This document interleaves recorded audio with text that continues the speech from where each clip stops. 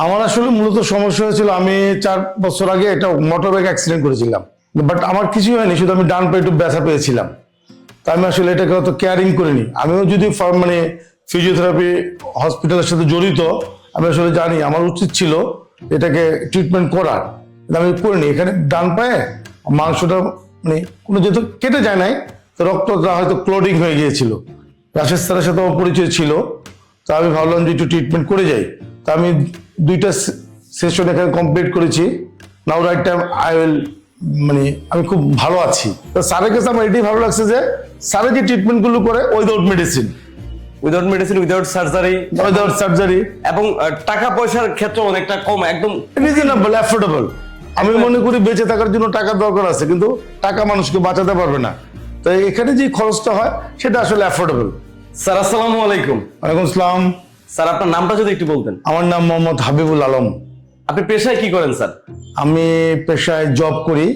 আচ্ছা আচ্ছা স্যার, আপনি এসেছেন কোথা থেকে স্যার? আমি আসছি ঢাকা শেওড়াপাড়া থেকে। শেওড়াপাড়া থেকে, এই যে আমাদের কাছেই স্যার।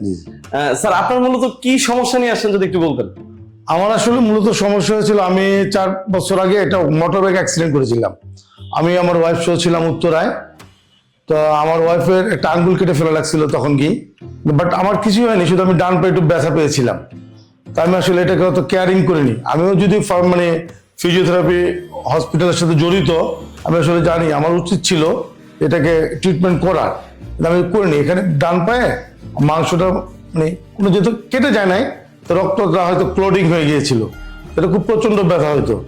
তো আমি আপনার রাশেদ স্যারের সাথে আমার পরিচয় ছিল, তো আমি ভাবলাম যে একটু ট্রিটমেন্ট করে যাই। তা আমি 2টা সেশন এখানে কমপ্লিট করেছি। নাও রাইট টাইম আই উইল মানে আমি খুব ভালো আছি। মানে এখন খুব ভালো আছে? ভালো আছি আগের থেকে। এখানে যে মাংস জমাটটা ছিল সেটা সেরে গেছে। তা আমি এই জন্য আজকে আসলাম যে স্যারকে একটু দেখানোর জন্য যে আসলে কি করণীয়।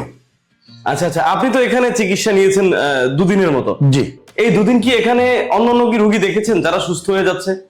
জি, অন্যান্য আমি রোগীর সাথে কথা বলেছি, তারাও যে অবস্থায় আসছে তাদের থেকে মানে সে অবস্থা থেকে তারা উন্নতির দিকে যাচ্ছে। যাক, শুনে খুব ভালো লাগলো। স্যার আপনি কি মনে করেন, আপনি তো যেহেতু এরকম চিকিৎসার সাথে আপনিও জড়িত আছেন, আপনার কাছে কি মনে হয় যে অ্যাডভান্স আকুপাংচার চিকিৎসাটা এটা আসলে কেমন, কতটুকু উন্নত বলে মনে হয় এবং কেমন মনে হয় আপনার কাছে? আসলে আধুনিক ট্রিটমেন্ট, আধুনিক মানে পেইন রিলেটেড যেটা আছে, আমার কাছে যেটা মনে হয়, যেটা আমি ফার্মাসিউটিক্যালস ছিলাম নোভার্টিজে, আসলে ব্যথার ওষুধ খেলে ব্যথা যাবে, কিন্তু ব্যথাটা উৎপত্তি কোথা থেকে সেটা যাবে না। তা আমার এখানে এসে যেটা মনে হয়েছে যে স্যারের যে ট্রিটমেন্টটা উইদাউট মেডিসিন, এটা গুড, এটাই হওয়া উচিত আমার কাছে যেটা মনে হয়। আমি মেডিসিন খেলে যদি ব্যথা চলে যায়, সেটা কিন্তু আসলে উৎপত্তি স্থল থেকে ব্যথাটা যায় না। তা আমার কথা হলো যে আমি যদি ন্যাচারাল ভাবে ব্যথাটাকে এখান থেকে উৎপত্তি স্থল থেকে কিউর করে দিতে পারি, তাহলে আমার ওষুধ খাওয়ার কোনো প্রয়োজন হবে না।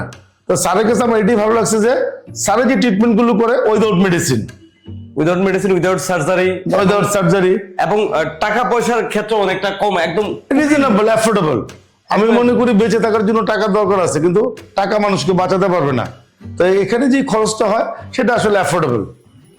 সাধারণ মানুষরাও এখান থেকে চিকিৎসাটা নিতে পারবে। জি, অবশ্যই। স্যার অসংখ্য ধন্যবাদ আপনাকে, আপনার মূল্যবান কথাগুলো আমরা শুনেছিলাম। স্যার আপনার মতো এরকম অনেক রোগীরা আছে যারা এই সমস্যাগুলোতে ভোগেন, বিশেষ করে কোমর ব্যথা, হাঁটু ব্যথা, ঘাড়ে ব্যথা, মেরুদণ্ডের সমস্যা, হিপ জয়েন্টের সমস্যা, এই টাইপের সমস্যাগুলোতে ভোগে। আমি একদম খুব সহজ ভাষায় বললাম, ডাক্তারি ভাষায় না বললাম।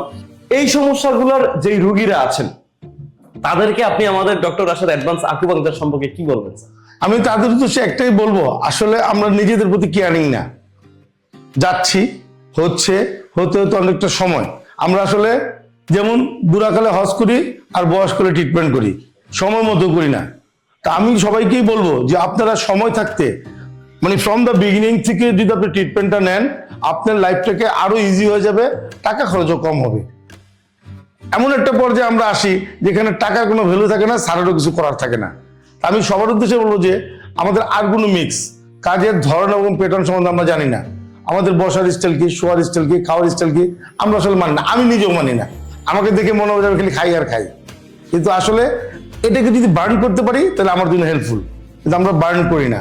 তা আমি বলবো যে সবাইকে সুস্থ অবস্থায় স্যারের সাথে যোগাযোগ করে কিভাবে ভালো থাকা যায় আর একটু বেটার থাকা যায় সেটাকে সাজেশন নেওয়ার জন্য। আপনাকে অসংখ্য ধন্যবাদ স্যার। এবং যারা যারা আমাদের ভিডিওটা দেখছেন, প্রবাসে আছেন বা দেশে আছেন, আমাদের দেশের সিনিয়র সিটিজেন বা জুনিয়র সিটিজেন যে মানুষগুলো আমার এই ভিডিওটা দেখছেন, এখন স্যারকে দেখছেন, তাদের সবাইকে আমি বলবো যে আপনারা আসলে এই যে ঘাড়, কোমর, হাঁটু ব্যথা জনিত এই সমস্যাগুলো বা বাত ব্যথা, প্যারালাইসিস জনিত সমস্যাগুলো যদি আপনারা ভুগে থাকেন, আমি বলবো যে আপনারা অপারেশনের ডিসিশনটা নেওয়ার আগে অন্তত আমাদের এখানে একবার আসেন।